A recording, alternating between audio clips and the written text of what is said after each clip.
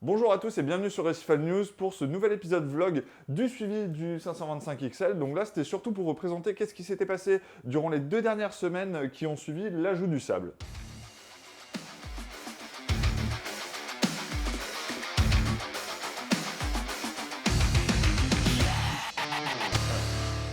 Alors, qu'est-ce qui s'est passé pendant les 2 semaines qui ont suivi le dernier vlog que vous pouvez aller voir ici si vous ne l'avez pas vu? Eh bien, vu que j'ai introduit justement du calcaire avec le sable, forcément j'ai une augmentation de mon taux de calcium dans l'aquarium. Mais une augmentation telle que mon KH est descendu. Donc ce qui fait qu'il a précipité, il est arrivé à environ 6,5, 6,8.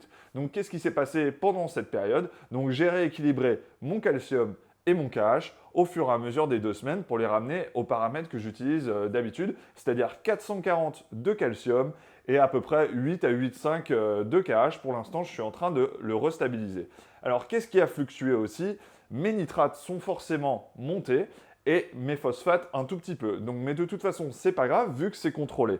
Donc là, je suis monté à peu près 25 de nitrate et à 0,04 de PO4. Donc là, je suis au courant de cette montée. Donc du coup, je contrôle. Pour l'instant, j'ai toujours pas ajouté les détritivores, mais quand je fais mes changements d'eau, justement, je remue un tout petit peu le sable pour pouvoir que la matière organique remonte dans la colonne d'eau. Et vu qu'elle remonte dans la colonne d'eau, elle tombe dans la descente. Et forcément, elle tombe dans la décante. Et après, je peux siphonner les sédiments et autres matières organiques qui restent dans le fond. Sinon, plus intéressant, j'ai rajouté quelques animaux, donc des coraux comme d'habitude. Et sinon, j'ai aussi rajouté 2 poissons. Donc, j'ai rajouté un Meiacanthus astrodorsalis. Donc, c'est un goby originaire des Fidji qui va faire à peu près 10 cm à taille adulte. Il est bleu avec une grande bande jaune. Donc, c'est un poisson que j'aime beaucoup parce que déjà, il est petit et il nage vraiment tout le temps en pleine eau. Donc, c'est quelque chose que j'aime beaucoup. Je le vois à peu près se balader tout le temps dans le bac et c'est quelque chose qui est assez sympa. Par contre, on ne peut pas le maintenir en groupe, ou alors si vous voulez en avoir plusieurs, il faut vraiment avoir un aquarium assez conséquent, histoire que les congénères ne se croisent pas trop, parce que sinon ils vont commencer à se battre. Donc sinon, j'ai aussi ajouté un Essenus midas. Donc l'Essenus midas, c'est un blenny qui est originaire d'Indonésie ou du sud-est de l'Afrique. Donc celui-là, il est originaire d'Indonésie, donc d'Iran Jaya. Et c'est aussi un poisson qui a un comportement assez sympa, donc il va nager en pleine eau. Par contre, lui, il va aller se cacher des fois dans des roches. Il va aller se poser sur les roches, mais pas dans les coraux. Donc c'est ça qui est assez intéressant. C'est surtout, il va aller essayer de trouver un petit trou et se mettre dedans ou aller se poser directement sur un bout de roche et regarder un peu tout ce qui se passe. Il a un comportement vachement sympa. En plus, il a une couleur orange-jaune assez flash et au courant de la journée, il va nager aussi en pleine eau. Et ce qui est cool, c'est que justement, il ne va pas entrer en concurrence avec le Meiacanthus que je vous ai cité précédemment. Donc, avoir ces 2 poissons, c'est vraiment sympa. Ça met beaucoup de mouvement dans le bac et moi, je les trouve super jolis. Donc voilà. Donc ces 2 poissons, ce blenny et ce goby, vont manger essentiellement de la nourriture carnée. Donc ça va être des petites crevettes, des artémias, ce genre de choses. Donc un peu la même nourriture que vous allez donner à vos poissons clowns, etc. Donc ils sont pas difficiles du tout. Ils mangent aussi la nourriture que je donne pour mes chirurgiens, donc de la nourriture enrichie en vitamines et aussi en tout ce qui est végétaux. Donc il n'y a pas de souci, c'est des poissons très faciles à maintenir pour les débutants. Et même dans les gros bacs et dans les nanos, enfin, c'est un très bon ajout, je trouve. Et puis j'ai rajouté des coraux, donc je vais vous montrer ça à la suite avec un montage en musique justement pour vous montrer tout ça avec des shots macro que j'aurais fait sous un éclairage plus propice justement pour faire tous ces shots là. Donc en tout cas, depuis plus d'1 mois là, je suis super content parce que le bac il va vraiment très très bien.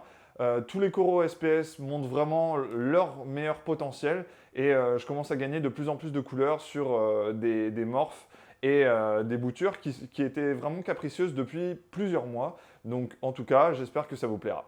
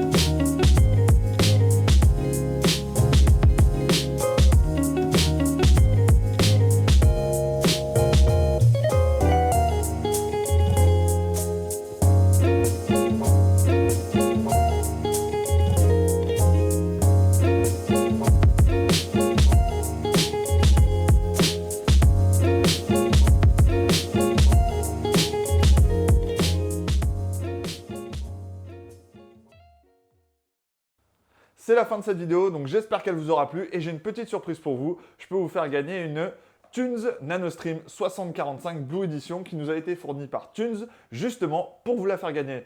Pour la gagner, rien de plus simple, il vous suffit juste de commenter la vidéo avec le commentaire Tunes Choral et vous serez tiré au sort dans 2 semaines. Donc continuez à nous suivre sur YouTube, continuez à vous abonner, à liker les vidéos et aussi n'hésitez pas à nous suivre sur notre site internet recifalnews.fr et forcément à nous suivre sur Facebook. À la prochaine.